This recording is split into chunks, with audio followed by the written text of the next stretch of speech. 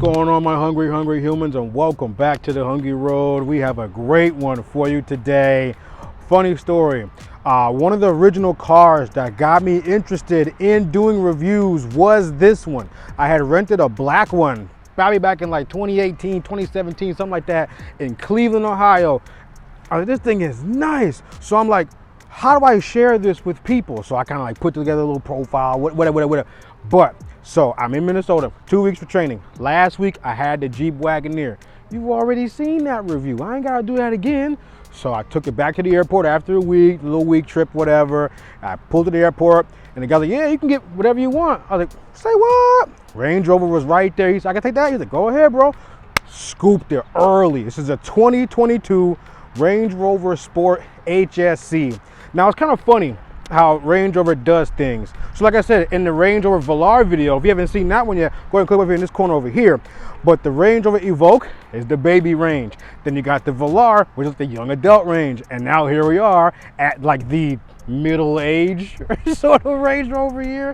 And then obviously I mentioned the luxury Range Rover is the big boy, the old school, you know, the long money Range Rover. But this one is $82,000 as priced. Now, I don't have the window sticker. I did some research and stuff like that. You can't even buy these new anymore. You got to go to like the used lots, like cars.com or Auto Tempest or whatever, to find the used car price. They go way past $82,000, like $96,000 sometimes. But anyway, moving on. So yes, this one comes in 3 different trims. There's the Range Rover SE. This is the HSE. Then there's the HST, which has a little bit of a different engine. Then they make the Range Rover Sport Supercharged. Now the Supercharged is gonna have the bigger engine, and I'll kind of go over more of those things. So the Range Rover Sport Supercharged has its own level of 4 trims. So that one comes with a 5-liter V8, and that makes standard 515 horsepower. Then you can get like the SVR, which is like the crazy version. They're all supercharged, by the way, but the SVR makes like 575 horsepower, and they're all all-wheel drive car. Can you imagine that much power in a car this big? This is not a very big car. You can see I'm sitting in the back seat and there's a little bit of room behind me, but like this is a pretty good car. So the Range Rover Velar is 113.1 inches long. This one here is only 115 inches long, and it shares the platform, the same base as the long money Range Rover. So it's very interesting. So the Range Rover Sport, you can actually get a 3rd row, but made like for kids. Like you can't put adults back there in that 3rd row. But in the new Range Rovers, yes, you can get the 3rd row and all that stuff. But this one doesn't have the 3rd row. It's got a lot of good cargo space in here, and it's awesome. You just take a look at how beautiful this car is. 21-inch wheels standard. I mean, you've got the privacy windows back here on the back glass, because it's not really legal on the front or whatever. But there are so many things about this car. It's just absolutely beautiful. But yes, I mentioned the engines of the other cars. Now let's mention the engine of this one here. All right, so the base engine in the Range Rover Sport SE and the HSE is going to be a turbo inline 6. That's 6 cylinders that are in a line instead of being like a V or anything like that. Makes 355 horsepower. Now, if you bump up to the HST, you can get a 48-volt hybrid system that adds another 48 horsepower, bumping it to like 395, 400 horsepower. Does give you a little bit more off the line, but this thing has plenty of power for its size. Now, I kind of like how Range Rover is very interesting. So they make like Evoque, Velar, Sport, then like the luxury. And instead of making like one car and a bunch of trims and sport packages and all that kind of stuff, they just made a bunch of different cars, and it's kind of funny. So like I feel like this is like advanced Range Rovering. You know, like Evoque is like beginner Range Rover. Then you got like the intermediate. Then there's advanced. Then there's like expert level Range Rover. It's kind of cool. I definitely see the appeal of Range Rover after driving, you know, the Velar and then now the Range Rover Sport, kind of like back to back. They're really nice cars. They're so comfortable, but I haven't even gotten to that part of the video yet. Let's discuss it. I just kind of want to discuss the beauty of the Range Rover Sport, and let's like honor it, because this is going to be the last sort of generation of the way it looks right now. It's very brawny. The Range Rover Sport is very brawny. It's very muscular. We got these big side vents there for no reason, but they are functional. Same with the hood vents, they are functional. If you open the hood, you saw the last clip, there's like 2 little things that let the air come out and over the hood and all that kind of stuff. I'm sure if this is functional to get rid of the turbulence that happens when a spinning tire, air gets trapped in there, the air can come out right here. It's a lot of work that gets put into these cars. I don't know what the top speed is of this thing. Who cares? You're not going to top speed this thing. You're not going to track it. You're just going to punch at the light because someone's looking at you wrong, and you're going to feel good about it. But it is beautiful. 2-tone, black top, silver. This is actually the silver edition. It's like a special edition. I think it's the silver edition.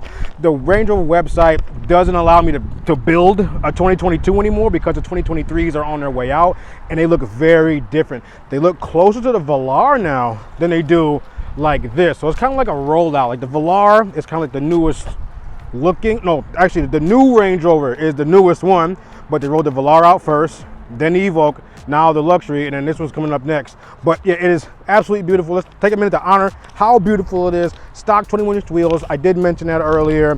Pirelli P0 Scorpion tires. Like, those are very expensive tires, very grippy tires. These were on my Maserati Gran Turismo when I first bought that. Like that's what level tire is on this car. But yeah, really torquey engine. Like it's an all-wheel drive, off the line, beautiful. And yeah, you could actually raise and lower the ride height, but we'll get to those things later. I keep saying that, huh? We're getting there slowly but surely. Let's move to the front. All right, let's take a look at this beautiful front here. It's very simplistic yet sophisticated, yet purposeful. So we do have the Range Rover logo right across the front grille. A very nice trademark that they do. It's Brawny, it's right up in your face. I kind of like it. We do have also the wavy grille. They've been doing that for years. And they never put the logo in the middle. They always put it off to the side for some reason. Kind of fits in with the grille a little better. I like it. But check out these running lights, which I have mentioned in other videos of how complicated they look. We have a piece here. It's like a little running light, whatever. Then a square. Then it kind of wraps around the side over here, which is a very strange design. I don't know why they did that way, but they did. We do also have the headlight right there. Everything's LED, by the way, as it should be at this price point. And the fog lights are way down here, where they should be, like under the fog, so you can see underneath it. Very cool. All of this is wide open for a lot of air to get into that decent size engine. And we do have available adaptive cruise control. This one doesn't have it, though it should be standard at $82,000, but whatever. Parking sensors up front, a lot of safety features in this car. Lane keep assist. We do have like emergency braking, stuff like that. Blind spot detection is all standard. But yes, the front end is very beautiful, very brawny. I like it. But the new ones, things get a lot thinner, I'll tell you that. Let me tell you something. I just noticed this is a Michigan car and it came all the way to Minnesota. The 2 places you're gonna get the best rentals, National Rental Car, MSP, and DTW, hands down. Some of the best I've had, I've been at those 2 airports. Just dropping a little nugget for you. But anyway, back to the rear end here. Again, Range Rover logo right across the back. We have a little piece of black to kind of cut up the paint just a little bit. Really nice touch there. We do have your sport and your trim right there on the left side. Kind of very subtle, HSE right there. Logo off to the right over here. Your backup camera's down there somewhere, no big deal. Now the license plate is right in the middle. Not a big fan of that, as you know, but it kind of works here. It does still keep the back end very brawny, very muscularly, and it just works. Now, I love the exhaust pipes. Look how wide and big. Like, this is my arm. Like, it's so, no one needs to be that wide. But the more sound the car makes, you want a bigger looking exhaust pipe. It just makes sense. You have a really cool looking diffuser right here. Decent, it doesn't all flex and stuff. 3 layers of silver, dark gray, and the black makes like an excellent contrast back here. Really nice design. Let's talk about the tail lights here. Again, also LED. We have a very similar running light on the back there that follows the same shape as that one in the front, not the square, but the other piece or whatever. Amber turn signals right there in the middle, reverse light. It's all like kind of compact, like it kind of, I don't know, I love the way it looks. We do have your wiper, which is stored up here until you need it. I can pull it down if you can see. I don't want to break anything up there. So yes, more about the spoiler here. So the pass-throughs are there to let air pass through the spoiler while still enabling the air to hit the spoiler to keep it planted to the ground. I hope that makes sense. I wish I knew how to do design and graphics and stuff so I could show you what the air looked like. I could probably draw on a piece of paper or whatever, but that's how it is. You know what this angle means. Let's hit that I-6 now.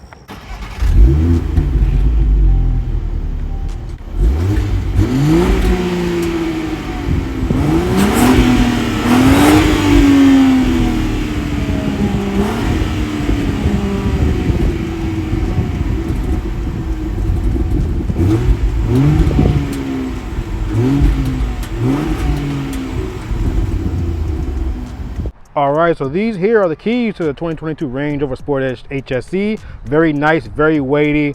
Yeah, got some good weight to it, like a nice watch or whatever. We do have chrome around the outside there, logo on this side, but on the other side we do have our lock button, unlock, flash your lights. Can we do that now? Hey, we have trunk button and the panic button right here. But like most cars, you see the mirror is locked right now. Keep the keys in your pocket, walk up to the door handle, put your hand in the door handle like this. You'll hear it unlock, mirrors will unfold for you, and you can open the door, go ahead and shut it, and see the divot, boom. That's how you lock it, mirrors will shut. Now the new Range Rover, it has the handles that push in like they do on the Range Rover. So if you like your handles on the outside like this, you got to get this model instead of the new one. The interior of the Range Rover Sport is very, very beautiful, very plush, very luxurious, but also pretty sporty. So for example, you might be able to see in the camera, there's not only the armrest here in the center, but each captain's chair has its own armrest. Like, who thought of it? Who did this? When I first saw it, when I got in the car, I was like, what is this? Why? I can just do this. But guess what I was doing 30 minutes later? I had my arm on this guy right here, which you'll see in the driving portion. Someone thought of it, and it works very well. My arm just sits closer to me, it doesn't sit further away. It just works. You can adjust the armrest by like kind of twisting this knob right here, and then like putting it back down, and you see it went much further down. Let's twist it and bring it back up. I ride with it all the way up because it's what I do. Boom, see how much higher it sits?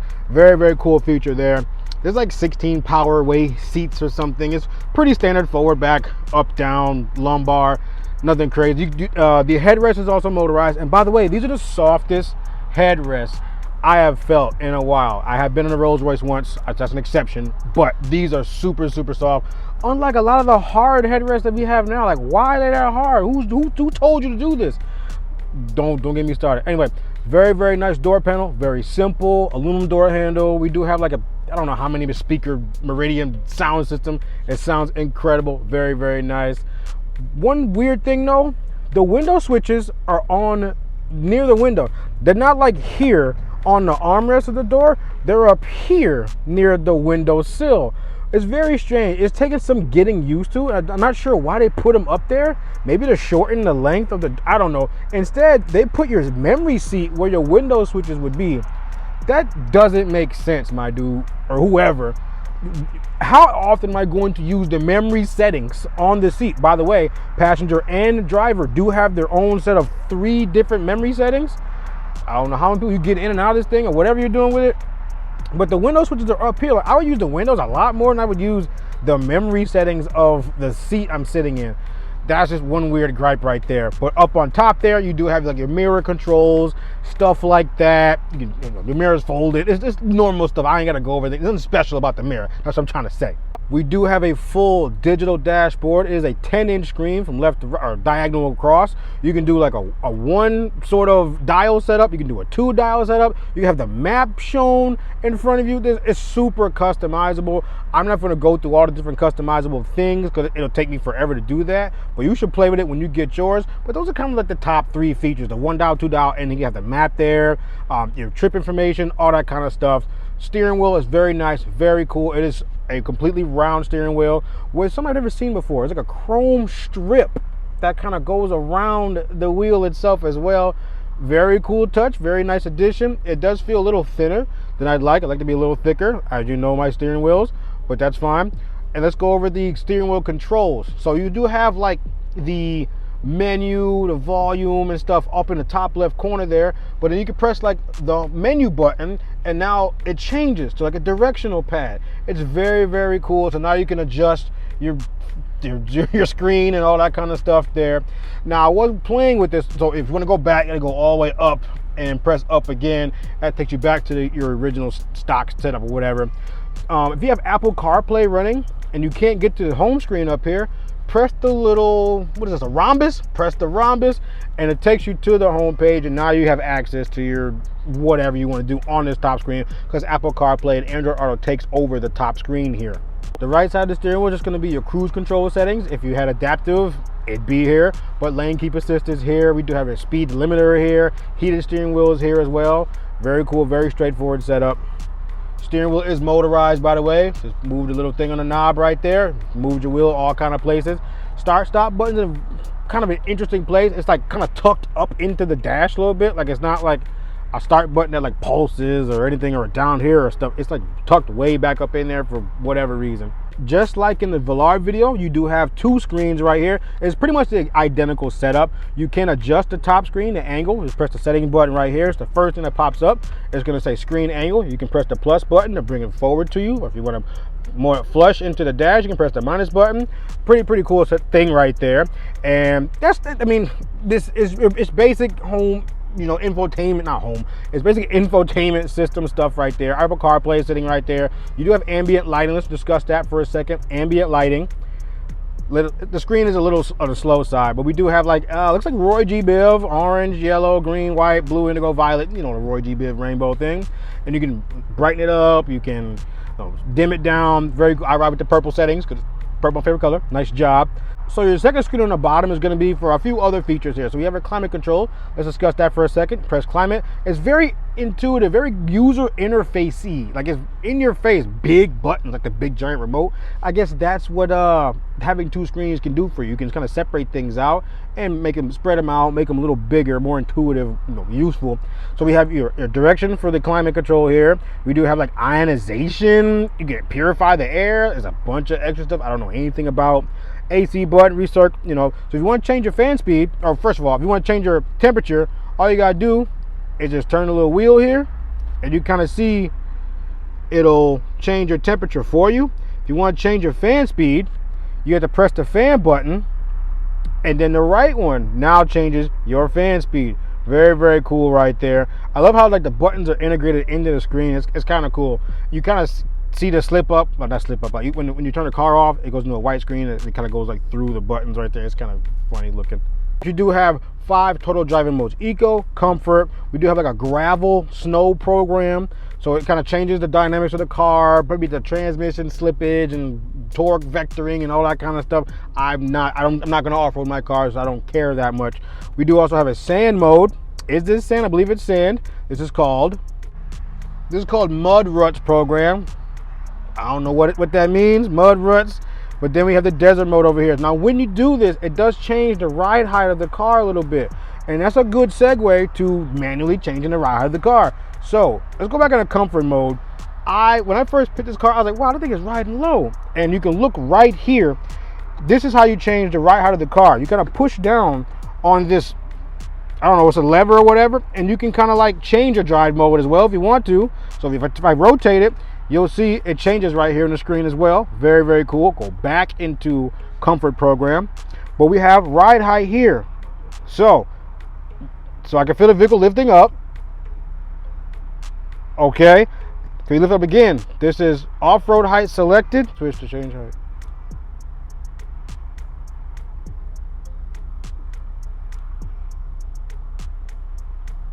The Range Rover Sport does offer 3 different ride heights. The first one is going to be the access height, which is the lowest height. Gives you a more sporty feel, aerodynamic feel, and allows you to get into the car easiest. Then there's the middle height, which is kind of like regular height, that's what it's called. Then there's the off-road height, which allows the vehicle to gain a little bit more sort of traction over rocks and sand and bumps and stuff, and clearance is the word I was looking for, more clearance to get over those sort of obstacles. And off to the right side of the vehicle, here we do have the glove compartment button. We do have 2 actually. So let's press the top one here. You get to open this top piece here. So you have like a little slender sort of thing. You can put in like papers or whatever. It's not very deep. And it is spring loaded, so it wants to spring back up. Close that up. I press the bottom one here. We get the regular glove compartment down here. What we got in here? I don't know, but owner's manual and stuff, pretty cool. Business card holder over here, maybe like a pen holder over here. I don't know what this little, another business card holder, I don't know, but yeah, pretty cool to have. Let's open them both same time, man, same time. We do a very clean center console right here to put the car into gear. There's a little switch here on the front. Just kind of put your foot on the brake, pull back, you know, it'll tell you put your foot on the brake. It's telling me to do that right now. But yeah, very nice, like aluminum silver billet sort of thing, design happening right there. I really like that. traction control off. We did go over the ride heights already. We did go over the drive modes already. We have a hill descent mode right there. I'm not sure what this blank is going to be, but parking right here. Another place to put. Also, you pull the parking brake. Okay, well, whatever. All right, let's look inside here. All right. Oh, we do have 2 levels of center console. So we do have a USB. No USB-C in here, strangely enough. 2 USB-A ports right there. We do have micro SD for a SIM, whatever. We have a 14-volt outlet right there. But you can put like flat, I guess, papers right there. But here's the coolest part. Lift this up, and it kind of magnetizes to the lid there. This is a fridge. See this right here? Turn it on. Boom, lights up. This will keep your drinks cold. Now, come on, guys. This is for road sodas only. You put your other drinks up here in the cup holders. You got a phone holder right here. But like, this gotta be for road sodas or for stuff you want to keep cold when you're driving it around. I mean, obviously for that, but like, I see no other purpose for this but road sodas. And one thing I wanted to point out here, just like on the Velar, we do have sort of the Range Rover silhouette here on either door. Pretty cool little not really Easter egg because you can see it loud and clear, but that's really cool feature to add there. So just leaving that like bare. All right, there's actually quite a bit going on in the back seat of the Range Rover Sport here. So let's start with the doors first. So we do have the window switches are still up here on the top. Whatever, it's as consistent with the front. But where they would be, we have your lock and unlock button. So all 4 passengers can lock and unlock the door. Very interesting. I'm hoping the driver can actually turn off that feature, but whatever. But one thing I did notice here is when you open the door, it shows like a blind spot sort of thing. So like if you're going to open your door and there's like a car coming or something, it'll actually flash and let you know. I don't know how I'm going to demonstrate that, but I'll do my best to do so. Very cool safety feature here. We do have a mid and a tweeter on the door as well, a part of that amazing Meridian sound system. OS word handle up there. I do have a vent. Nice light right here. I can turn my vent on and off. And speaking of vents, this is quad zone climate control. So I do have my own climate for the right and for the left seats here. Very cool. 3 different fan speeds, all that kind of stuff. And below that, we do have the USB-Cs that are back here. Now, did I miss the USB-Cs up there? Because I don't think I did. So I actually found out where the USB-C is. So we have the little piano black trim here. Let's pull this back. Cool. Cup holders, phone holders. But wait, there's more. You can pull this back. And we have the USB-C way down in there, along with so much storage. Like, look how far I can get my arm in there. Pretty cool. Little super secret storage unit right there. I love it. But I didn't see any. We do also have a 14-volt outlet down here. Very nice. 2 vents.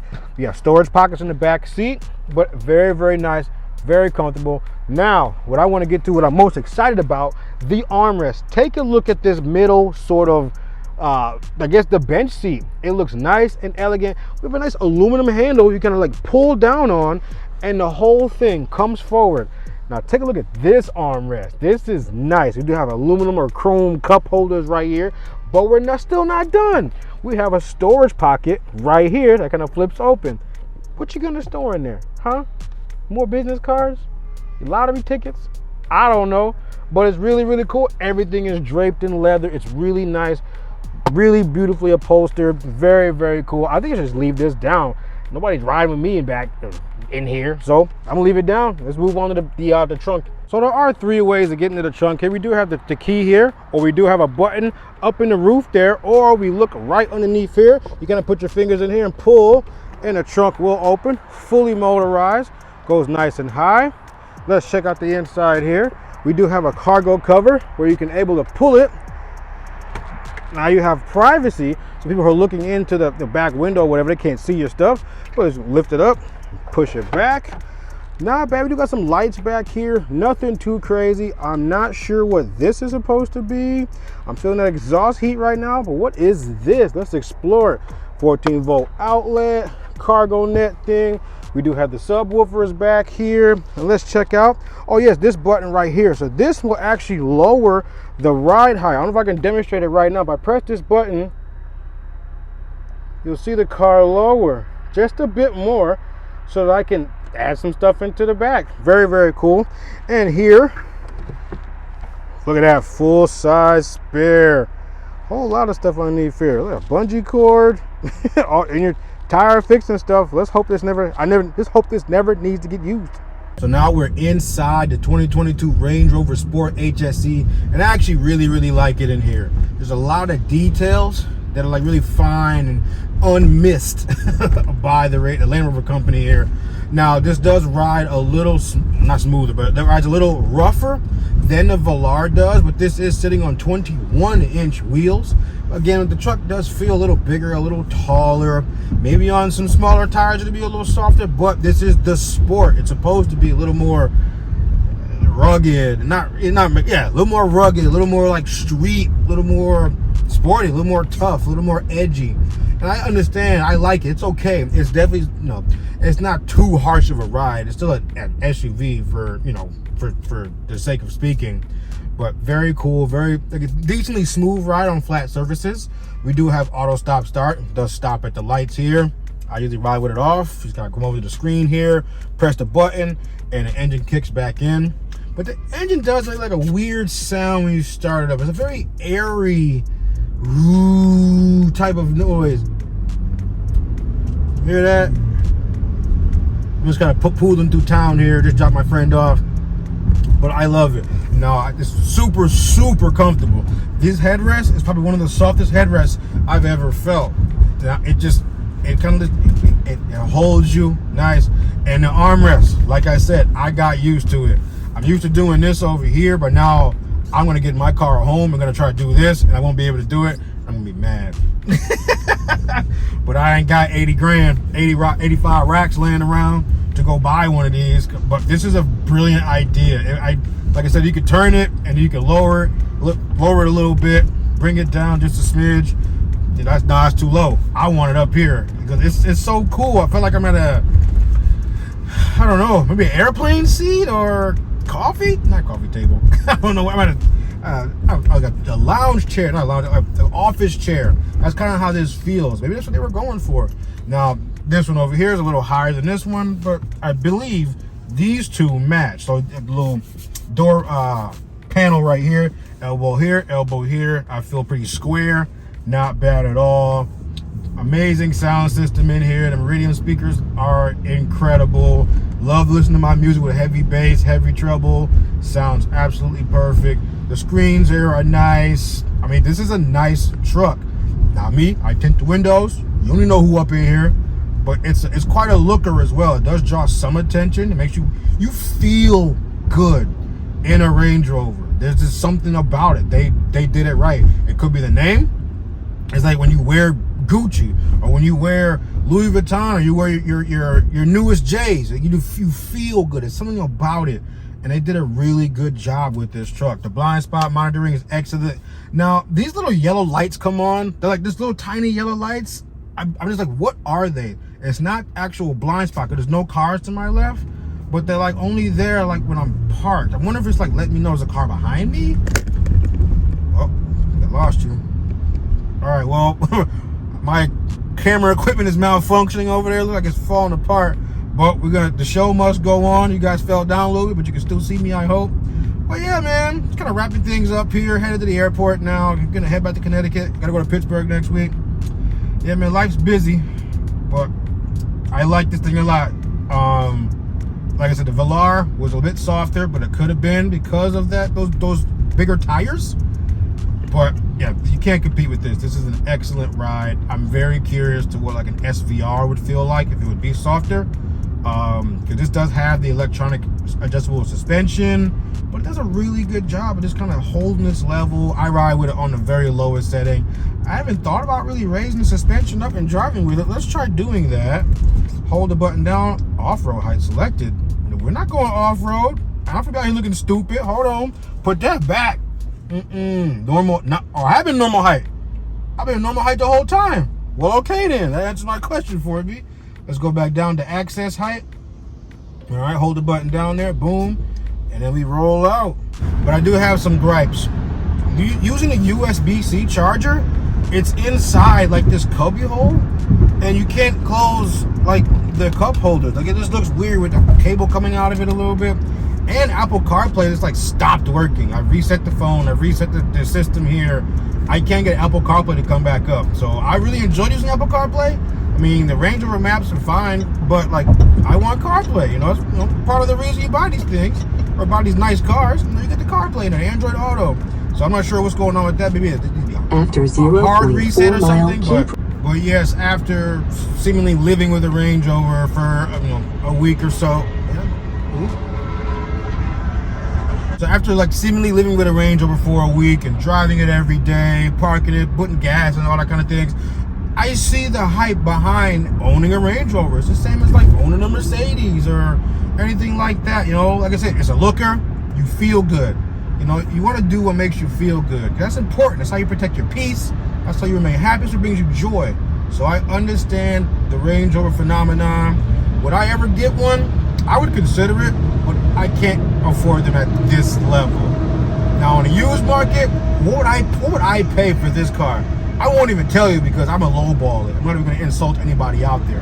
But yeah, man, let's cut to the outro. All right, guys, that was my time with the 2022 Range Rover Sport HSE trim.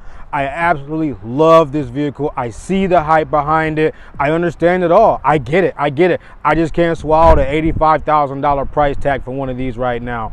And then if you go to the older ones, they just start looking older and older. Now you're in the out of warranty territory. Now you got to pay for all this maintenance and stuff by yourself. Now it's a different nightmare. So like, this is truly the car for the luxurious people. I've been driving around Chanhassen and Eden Prairie for the last weekend. Everybody's got one of these. I thought I was special. Nope.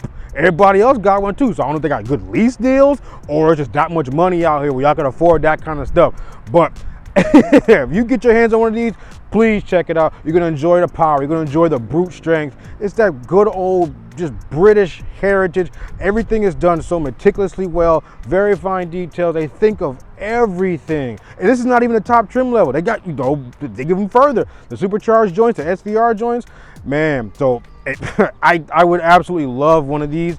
I'd even be okay with the Velar if they put the bigger engine in it because it's lighter, a little bit smaller, so it'll be even quicker. And the all-wheel drive, of course.